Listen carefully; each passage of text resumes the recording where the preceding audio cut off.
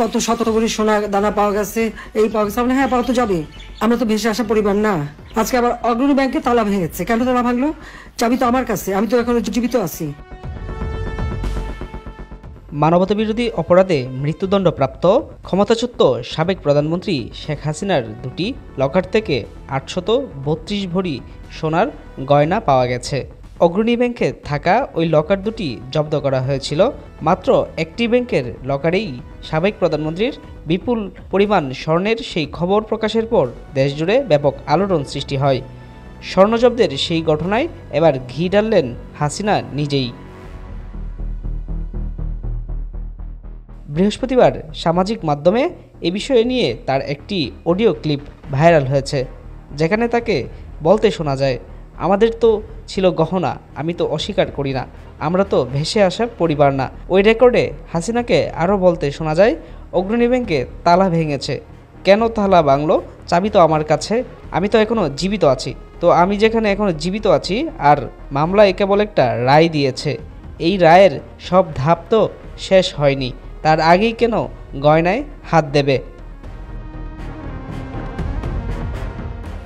অন্যদিকে অভিনেত্রী মেহের আফরোজ শাওন তার ভেরিফাইড ফেসবুক পেজে হাসিনার ওই গহনার ছবিগুলোকে এআই জেনারেটেড দাবি করে পোস্ট করেছে।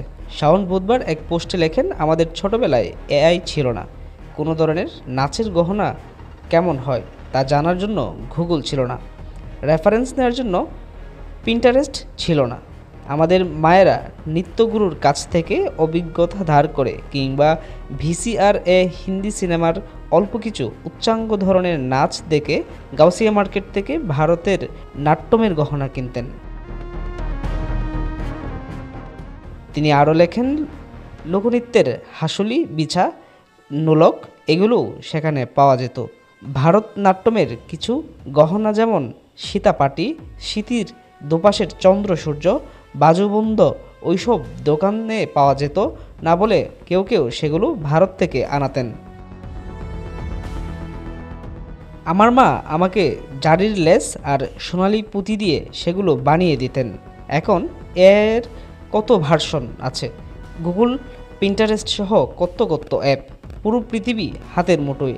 আর এই সময়ে এসে আপনারা এরকম চকবাজার মার্কা জিনিস প্রসব করলেন। অন্তত ওনার পরা জামদানিগুলোর কথা ভেবে হলেও রুচিটা ঠিক রাখতেন।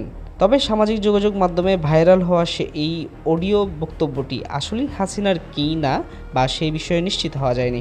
রাজধানীর দিলকুশায় অবস্থিত অগ্রণী ব্যাংকের প্রধান শাখায় শেখ হাসিনার দুটি লকার ছিল।